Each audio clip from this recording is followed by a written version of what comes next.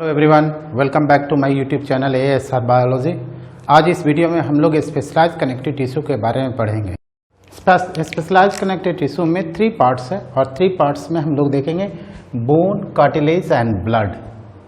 Blood को हम लोग फ्लूइड कनेक्टिव टिश्यू कहते हैं, उसको सेपरेटली हम लोग स्टडी करेंगे। सबसे पहले हम लोग देखें बोन, जो हमारा मेन स्ट्रक्चर है, स्केलेटन हमारा जो बॉडी का है उसे हम लोग कहेंगे बोन। अब बोन का स्ट्रक्चर एंड फंक्शंस के बारे में बेसिक इंफॉर्मेशन पहले देख लेते हैं कि क्या है। पहला देखें, बोन में 3 कंपोनेंट है जैसा कि कनेक्टिव टिश्यू में प्रेजेंट होता है। इसमें सेल्स होगा, दूसरा होगा फाइबर्स और तीसरा होगा मैट्रिक्स। और इस सेल्स में हम लोग 3 डिफरेंट टाइप्स ऑफ सेल्स का स्टडी करेंगे। पहला सेल हम लोग देखेंगे ओस्टियोब्लास्ट और दूसरा सेल हम लोग देखेंगे ओस्टियोक्लास्ट और तीसरा सेल हम लोग देखेंगे ओस्टियोसाइट्स। इन तीनों का सेपरेटली हम लोग स्टडी करेंगे। 3 इंपॉर्टेंट सेल्स है, तीनों इंपॉर्टेंट सेल में हम लोग तीनों के बारे में डिटेल स्टडी करेंगे। ओस्टियोब्लास्ट जो होता है वो इमेच्योर्ड सेल्स होगा और ये काफ़ी एक्टिव सेल्स होता है। ओस्टियोब्लास्ट से ओस्टियोक्लास्ट और ओस्टियोक्लास्ट से ओस्टियोसाइट्स, यानी इन दोनों का जो प्रोजेनेटर सेल होता है वो सेपरेटली होता है, जबकि ये मैच्योर्ड होकर के ओस्टियोसाइट्स का फॉर्मेशन करेगा। अब यहाँ पर देखें, दूसरा फाइबर्स जो होगा, fibres collagen, elastin, reticulate fibres होता है। मेजर कंपोनेंट जो होता है बोन में फाइबर का वो कोलाजन फाइबर होता है। तीसरा हम लोग मैट्रिक्स। तो सबसे पहले हम लोग मैट्रिक्स के बारे में यानी ग्राउंड सबस्टेंस के बारे में स्टडी करें। मैट्रिक्स या इसी को हम लोग ग्राउंड मैट्रिक्स भी कहेंगे या ग्राउंड सबस्टेंस भी कहेंगे या इंटरसेलुलर सबस्टेंसेज भी बोलते हैं।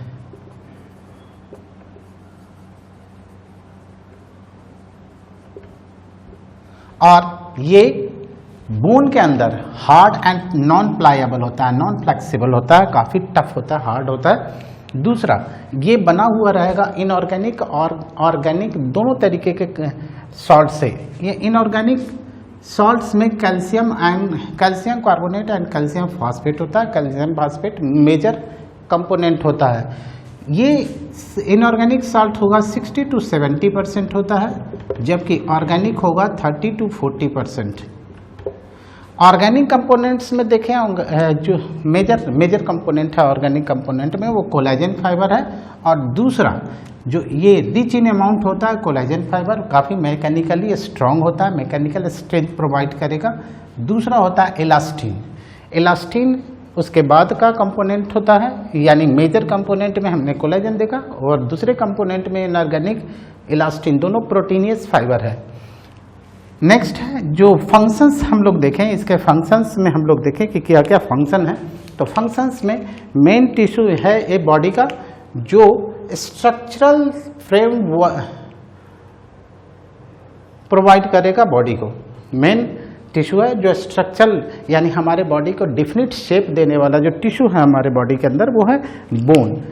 नेक्स्ट हमारा जो है इसका फंक्शंस में सपोर्ट एंड प्रोटेक्ट। यहाँ देखें, दूसरा फंक्शन है support and protect softer tissue of the body, या इंटरनल टिश्यू जो सॉफ्ट हमारा टिश्यू है उस सॉफ्ट टिश्यू को ये प्रोटेक्ट देगा। पहला तो स्ट्रक्चर देगा, हमारे बॉडी को डिफिनिट शेप प्रोवाइड करता है ये बोन। दूसरा, हमारा जो सॉफ्ट टिश्यू है बॉडी या ऑर्गन का उसे ये प्रोटेक्ट करेगा। लॉन्ग बोन जैसे लिम्स का बोन है हमारा, लिम्स सच है लॉन्ग बोन्स ऑफ लेग, ये हमारे पूरे बॉडी का वेट को बियर करता है, यानी वेट बियरिंग स्ट्रक्चर है। Next, also interacts with the skeletal muscles, यानी स्केलेटल मसल्स के साथ जुड़ा हुआ रहेगा, कुछ कनेक्टिव टिश्यू के हेल्प से ये जुड़ा रहता है। और मूवमेंट एंड लोकोमोशन में हेल्प करेगा। देखिए यहाँ मूवमेंट एंड लोकोमोशंस में ये हमारा बॉडी का स्ट्रक्चर है, वो मूवमेंट में हेल्प करेगा। ये जो बोन के अंदर बोन मैरो होता है, red bone marrow, yellow bone marrow. Red bone marrow main erythropoietic या हीमोपोएटिक ऑर्गन होता है जहाँ पर सभी ब्लड सेल्स का फॉर्मेशन होगा। तो ये जो हमारा है बोन मैरो, वो bone marrow basically involve in production of blood cells, ये बेसिक इंफॉर्मेशन है, डिटेल्स में सभी के बारे में हम लोग स्टडी करेंगे। अब देखिए फंक्शनल यूनिट बोन का जो होता है वो फंक्शनल यूनिट ओस्टियोसाइट्स कहलाता है, और ओस्टियोसाइट्स एक स्पेस में लाई करता है जिसे लैकुनी कहते हैं। यानी फंक्शनल यूनिट ओस्टियोसाइट्स इसलिए कहा गया इसमें क्योंकि यही ओस्टियोसाइट सिक्रीट करेगा ग्राउंड सब्सटेंस को, वो ग्राउंड सब्सटेंस जो hard and pliable non pliable होता है। तो ये बेसिक इन्फॉर्मेशन है हमारे बोन के बारे में। डिटेल्स हम लोग इसका स्ट्रक्चर देखेंगे फिगर्स के थ्रू, और इंटरनल ट्रांसफर सेक्शन के में कौन कौन सा स्ट्रक्चर होता है उसके बारे में इन्फॉर्मेशन हमने अभी देखा। अब देखेंगे हम लोग structure of long bones. Structure of long bones का मीनिंग ये है कि जो हमारा लॉन्ग बोन हमारे बॉडी का है, जैसे लिम्स का यानी हैंड्स एंड लेग्स का जो बोन होता है उस बोन का। तो स्ट्रक्चर में दोनों पढ़ेंगे हम लोग, morphological and anatomical structure. Morphological structure यानी डायरेक्ट ऑब्जर्वेशन में जितने इन्फॉर्मेशन हमें मिलेगा लॉन्ग बोन के बारे में वो स्टडी करेंगे, और जब डिसेक्शन कट करके देखेंगे तो हमें इंटरनल स्ट्रक्चर जो दिखेगा उसे एनाटॉमिकल स्ट्रक्चर कहेंगे। तो इंटरनल स्ट्रक्चर बाद में, पहले हम लोग देखें मार्फोलॉजिकल स्ट्रक्चर में कौन कौन सा पार्ट है इस लॉन्ग बोन का। पहला है एपिफाइसिस। यहाँ पर देखिए ये इस तरीके का लॉन्ग बोन है, हमारे लिम्स का बोन ले लिया हमने, थाई का बोन ले लिया, कोई एक बोन ले लिया जिसमें हमें ये लॉन्ग बोन्स का फिगर में सबसे पहले मार्फोलॉजिकल फीचर में ऊपर का पार्ट है, देखिए यहाँ पर ये पार्ट, इस पार्ट को हम लोग कहते हैं एपिफाइसिस। ये एपिफाइशियल रीजन है, यहाँ से ऊपर का पूरा पार्ट, और इधर में भी यहाँ से ऊपर का पार्ट जो होता है वो एपिफाइसिस कहलाता है। उसके बाद नेक्स्ट पार्ट, यहाँ एपिफाइसिस में देखें कौन कौन सा पार्ट हमारा है। तो एपिफाइसिस में देखें यहाँ पर मैट्रिक्स इस तरीके स्मॉल स्ट्रक्चर होता है जिसे हम लोग ट्रैबेकुली कहते हैं। ट्रैबेकुली, ये ट्रैबेकुली है। उस ट्रैबेकुली के बीच में स्पेस होता है, यानी काफ़ी स्पेस होने के कारण यहाँ का बोन जो होता है वो टफ नहीं होता, हार्ड नहीं होता है, सॉफ्ट बोन होता है। यानी यहाँ पर ये जो बोन होगा वो स्पॉन्जी होगा क्योंकि स्पेस है और उस स्पेस में भरा हुआ रहता है। ये जो आप देख रहे हैं उसे हम लोग कहते हैं रेड बोन मैरो, RBM। ये सॉफ्ट बोन है। एपिफाइसिस कैसा होता है, काफ़ी सॉफ्ट बोन होता है ड्यू टू प्रेजेंस ऑफ ट्रैबेकुली। ये सॉफ्ट बोन है या स्पॉन्जी बोन कह लें, हमें स्पॉन्जी बोन होता है। उसके ठीक नीचे ये देखें मेटाफाइसिस रीजन। एक और ख़ास चीज़ इसके बारे में हम लोग बेसिक स्टडी कर लें। ये रेड बोन मैरो है, हीमोपोएटिक ऑर्गन है। हीमोपोएटिक, जब हम लोग मदर के बॉडी से, मदर के उटरस से बाहर आते हैं तो हमारे बॉडी के अंदर जो ब्लड बनेगा वो इसी रीजन में बेसिकली बनेगा, रेड बोन मैरो में। हीमोपोएसिस का मतलब हुआ फॉर्मेशन ऑफ ब्लड सेल।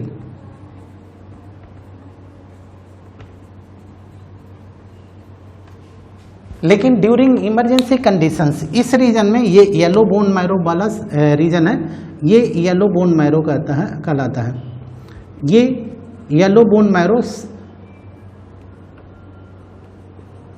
यहाँ पर भी प्रोफ्यूज ब्लीडिंग के कंडीशंस में यहाँ पर इसकी जगह, इसके साथ साथ ये येलो बोन मैरो भी हमारे बॉडी के अंदर ब्लड बनाना शुरू कर देगा। तो ये हमने देखा स्पॉन्जी बोन का स्ट्रक्चर और स्पॉन्जी बोन का फंक्शन जिसमें रेड बोन मैरो प्रेजेंट होता है। अब देखें दूसरा पार्ट, ये जो बीच का पार्ट है यानी इसके और इसके बीच में एक छोटा सा रीजन है जिसे हम लोग कहते हैं मेटाफाइसिस। और मेटाफाइसिस में बहुत इंपॉर्टेंट स्ट्रक्चर प्रेजेंट होता है, कार्टिलेजिनस होता है। जन्म लेने के बाद भी ये रीजन जो हमारे बॉडी का होता है स्टिल इट इज़ कार्टिलेजिनस, जो हाइलाइन कार्टिलेज का बना हुआ रहता है। ये मेटाफाइसिस में ये जो प्लेट आप देख रहे हैं ये कहलाता है एपिफाइशियल प्लेट। एपिफाइशियल प्लेट है, और ये एपिफाइशियल प्लेट बहुत ही इंपॉर्टेंट प्लेट है जो कार्टिलेज का बना होगा। ये हाइलाइन कार्टिलेज का मेटाफाइसिस रीजन में होगा। यहाँ पर मेडअप ऑफ हाइलाइन कार्टिलेज यानी जो मोस्ट प्रिमिटिव कार्टिलेज है उसी कार्टिलेज का बना होता है हाइलाइन कार्टिलेज। और इस कार्टिलेज में ओसिफिकेशन के बाद ये टर्न होता है बोन सेल्स में, और ये बॉडी के एलोंगेशन में, बोन के एलोंगेशन में मदद करता है। तो एपिफाइशियल प्लेट बहुत इंपॉर्टेंट प्लेट है जो कि इस metaphysis region of the long bones में प्रेजेंट होगा, और ये हमारे बॉडी के लेंथ में, क्योंकि ये यहाँ पर ओसिफिकेशन, ओसिन प्रोटीन के डिपोजिशन के कारण ये कार्टिलेज कन्वर्ट हो जाता है बोन सेल्स में, और बोन सेल्स का नंबर जब बढ़ेगा तो लेंथ इंक्रीज करेगा, हाइट इंक्रीज करेगा। तो ये एपिफाइशियल प्लेट इस रीजन में प्रेजेंट होता है। नेक्स्ट जो हम देखें यहाँ पर, ये जो लॉन्ग पार्ट है, ये लॉन्ग पार्ट ये ऑलरेडी बोन में कन्वर्ट किया हुआ पार्ट है, जो पहले कार्टिलेज था वो कन्वर्ट हो गया बोन में, और ये मेन पार्ट होता है, इसे डायाफाइसिस या शाफ्ट कहते हैं। डायाफाइसिस में जो सेल्स होता है वो सेल्स काफ़ी कॉम्पैक्टली अरेंज्ड होगा, यही मेन पार्ट है। यहाँ पर हम लोग स्टडी करेंगे डिटेल्स में क्या क्या इसका रोल है। तो यहाँ पर ये सेल्स कॉम्पैक्टली अरेंज्ड होने के कारण ये जो होता है वो कॉम्पैक्ट बोन कहलाता है। सॉफ्ट रीजन होता है वो कॉम्पैक्ट बोन है, यानी ये कॉम्पैक्ट बोन का example, this is an example of the compact bone where the cells are compactly arranged. There is less intercellular spaces, but intercellular spaces must be there in this region. Now come to the next metaphysis. ठीक जैसे हमने ऊपर देखा, और ठीक उसी तरीके का स्ट्रक्चर इस लोअर रीजन में होगा, इस फिगर के अंदर। This is figure of long bone, long bone का फिगर है। अब देखें यहाँ पर इस शाफ्ट रीजन में, शाफ्ट रीजन में एक अंदर में एंडोस्टियम के अंदर भरा हुआ रहता है मैरो, यानी इस कैविटी को कहते हैं मैरो कैविटी। ये जो कैविटी है इसको कहेंगे मैरो कैविटी, और इस मैरो कैविटी में भरा हुआ रहेगा yellow bone marrow, yellow bone marrow, ये येलो बोन मैरो का बना हुआ रहेगा। और during emergency conditions means during profused bleeding apart from this red bone marrow, this bone marrow also start forming blood cells of the body, means this is also haemopoietic organ of the body.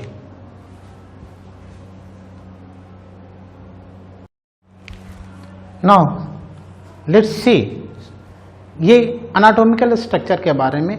जब इस long bone के इस diaphysis reason का हम dissection cut करके देखेंगे तो हमें इंटरनल स्ट्रक्चर इस बोन का दिखाई देगा। तो सिर्फ हम लोग किस पार्ट को डिसेक्ट कर रहे हैं, तो इस शाफ्ट रीजन को, डायाफाइसिस रीजन का हमने ट्रांसवर्स सेक्शंस ले लिया। इस ट्रांसवर्स सेक्शंस में सबसे पहले हम लोग देखें, ये कनेक्टिव टिश्यू का कवरिंग है, जो सबसे बाहर में जो देख रहे हैं ये कवरिंग, इस कवरिंग के बारे में स्टडी कर रहे हैं, इस कवरिंग के बारे में स्टडी कर रहे हैं, जो वाइट फाइब्रस कनेक्टिव टिश्यू का बना होता है। इसे हम लोग कहते हैं पेरिओस्टियम, यानी चारों तरफ बोन के चारों तरफ ये जो पार्ट है ये ऐसे बाहर बाहर, उसको कहेंगे पेरिओस्टियम, यानी बोन के चारों तरफ जो कवरिंग है, protective covering, that is known as periosteum. तो ये periosteum white fibrous connective tissue का बना होगा। ठीक उसके नीचे चले आए तो ये बहुत इंपॉर्टेंट सेल्स होता है, जो काफ़ी एक्टिव सेल्स होता है, वो इमेच्योर एक्टिव सेल्स होगा। और वो एक्टिव सेल यहाँ पर देखें, इसका नाम है ओस्टियोब्लास्ट, और ब्लास्ट का मीनिंग होता है फॉर्मेशन, यानी osteo means bone, blast means formation. Study about bone is known as osteology, क्योंकि ओस्टियो का मतलब बोन होता है, ओस्टियोलॉजी। तो यहाँ पर ओस्टियोब्लास्ट का मतलब हुआ bone forming cell, bone forming cell होगा, और ये काफ़ी इमेच्योर्ड एंड एक्टिव सेल है, एंड एक्टिव। और इसी तरीके का स्ट्रक्चर अगर बोन के अंदर यहाँ से पैरेलल ऐसे चले तो अंदर की ओर चले आएंगे, तो यहाँ पर ठीक बोन मैरो के अंदर जो एक कवरिंग आप देख रहे हैं, ये ब्लू कलर का कवरिंग, दिस इज एंडोस्टियम। तो ये एंडोस्टियम, ये ठीक ये लाइनिंग जो हमने ब्लैक कलर का दिखाया, वो लाइनिंग है एंडोस्टियम। ये एंडोस्टियम बोन मैरो को प्रोटेक्ट करेगा ऐसे, ये तो ये एंडोस्टियम है, ये बना हुआ होगा, ये रेटिकुलेट फाइब्रस कनेक्टिव टिश्यू का है। तो दोनों हमने देखे, दोनों जो एंडोस्टियम है प्रोटेक्टिव कवरिंग है, इंटरनल और एक्सटर्नल दोनों कनेक्टिव टिश्यू का बना हुआ रहेगा। यहाँ पर रेटिकुलेट होगा, यहाँ पर वाइट फाइब्रस कनेक्टिव टिश्यू का बना होगा। वाइट फाइब्रस का मतलब हुआ कोलेजन, कोलेजन वाइट कलर का होता है, इसलिए कोलेजन को कहते हैं वाइट फाइब्रस कनेक्टिव टिश्यू। इसके अंदर जो है बोन मैरो, यहाँ पर देखें ये bone marrow, yellow bone marrow हमने लिखा है यहाँ पर, येलो बोन मैरो, वही येलो बोन मैरो इससे प्रोटेक्टेड होगा, यानी इस एंडोस्टियम के अंदर का जो बोन मैरो होगा उसे येलो बोन मैरो कहेंगे। यहाँ से यहाँ तक का पार्ट में मैट्रिक्स होगा, यानी स्पेस को कहेंगे हम लोग लैमेली, उस लैमेली में भरा हुआ रहेगा। जो लैमेली का स्ट्रक्चर होता है वो ये सभी लैमेली ग्रीन कलर का हमने देखा, ये लैमेली है, और लैमेली में जो मैट्रिक्स का अरेंजमेंट लैमेली कहलाएगा वो कंसेंट्रिक मैनर में होता है। कंसेंट्रिक का मतलब जिसका सेंटर एक हो, यानी इस सेंटर के अराउंड ये प्रेजेंट होगा। दो इस तरीके का लैमेली के बीच में यहाँ पर इंटरस्टिशियल लैमेली कहलाएगा और ये कंसेंट्रिक लैमेली कहलाएगा। कंसेंट्रिक लैमेली के बीच से ऐसे इस शाफ्ट के पैरेलल ऐसे ये कैनाल पास करता है जो सिर्फ और सिर्फ मैमेलियन बोन में होता है, इसे हम लोग कहते हैं हैवर्सियन कैनाल। हैवर्सियन कैनाल जो ठीक parallel to the bone marrow, yellow bone marrow, जहाँ तक येलो बोन मैरो रहेगा वहाँ तक एक पैरेलल ऐसे लॉन्ग लेंथ वाइज ये पैरेलल होता है। ये पूरे शाफ्ट रीजन में प्रेजेंट होगा हैवर्सियन कैनाल। तो अब हम लोग देखें इस शाफ्ट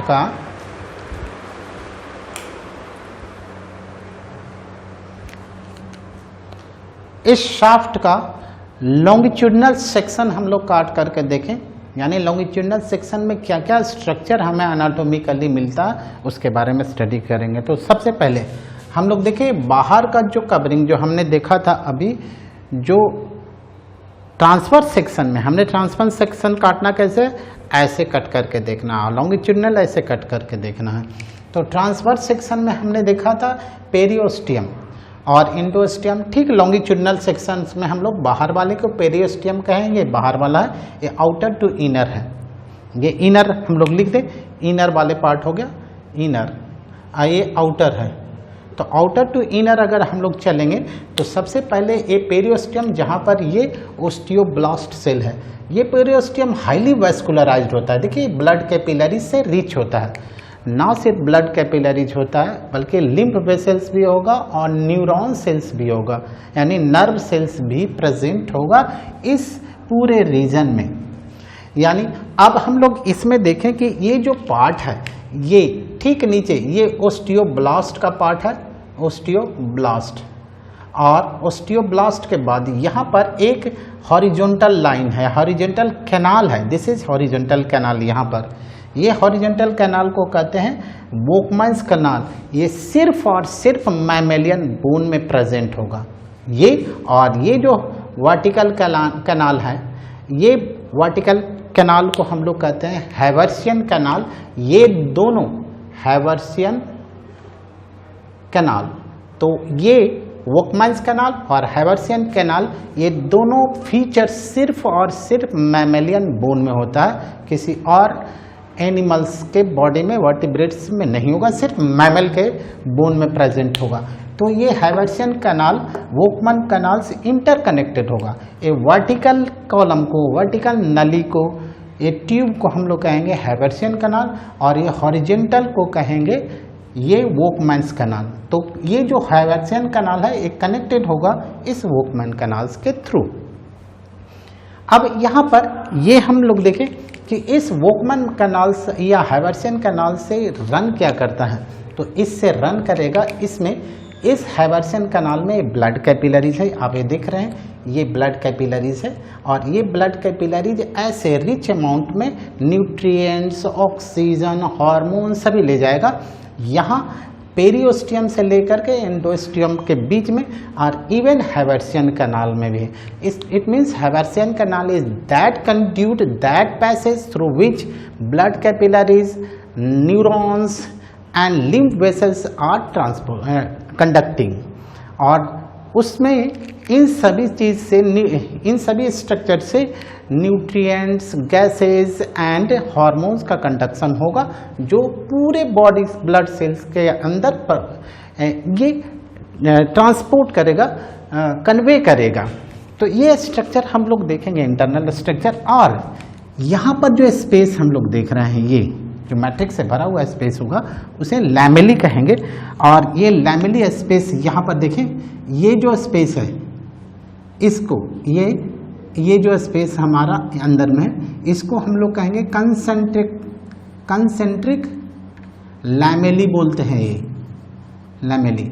अब यहाँ पर कंसेंट्रिक लैमेली के बीच में भी ये लैमेली है, तो इस लैमेली को कहेंगे हम लोग इंटरस्टिशियल लैमेली। जैसे ये प्रेजेंट है और यहाँ पर ऐसे, और ये इसमें ऐसे प्रेजेंट होगा और ऐसे इस तरीके का है। तो ये जो स्पेस है दो कंसेंट्रिक लैमेली के बीच में, इस लैमेली को हम लोग कहेंगे इंटरस्टिशियल लैमेली।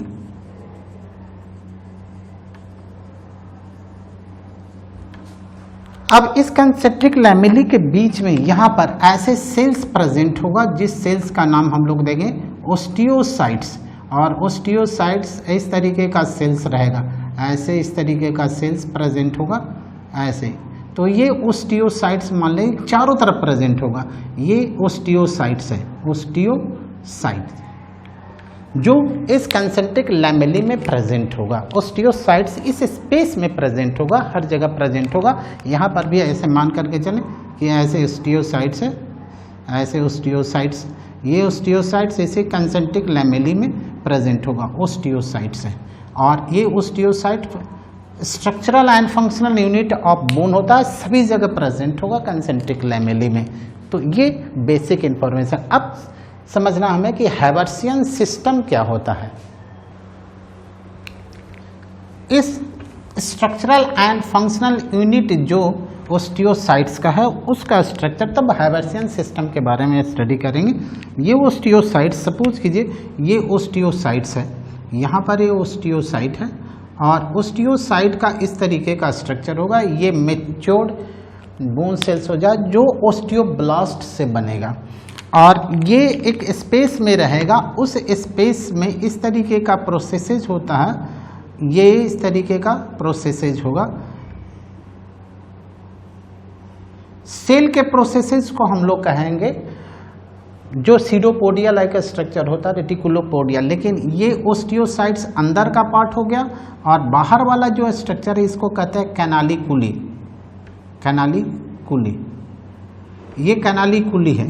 और कैनालिकुली ये बाहर का साइटोप्लाज्मिक प्रोसेसेज, इस सेल के अंदर जो साइटोप्लाज्मिक प्रोसेसेज बना जिसे हम लोग रेटिकुलोपोडिया कहेंगे, ये इस सेल का स्ट्रक्चर है।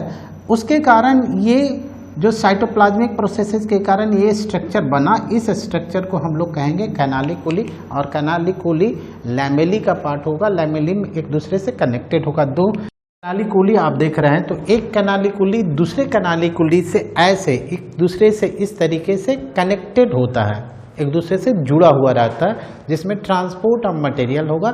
एक ओस्टियोसाइट दूसरे ओस्टियोसाइट्स को ट्रांसपोर्ट करेगा। देखते हैं ये बोन सेल्स, कितने तरीके का बोन सेल्स हमारे बॉडी में प्रेजेंट होता है, लॉन्ग बोन्स में या शॉर्ट बोन्स में। तो ये तीन different types of bone cells होता है। पहला ओस्टियोब्लास्ट, दूसरा ओस्टियोक्लास्ट और तीसरा ओस्टियोसाइट्स कहते हैं। ओस्टियोब्लास्ट जो होता है बोन फॉर्मिंग सेल्स है, यानी ये मेसेनकाइमल स्टेम सेल से ऑरिजिन करता है और ये बोन फॉर्मिंग सेल है। This is bone forming cell.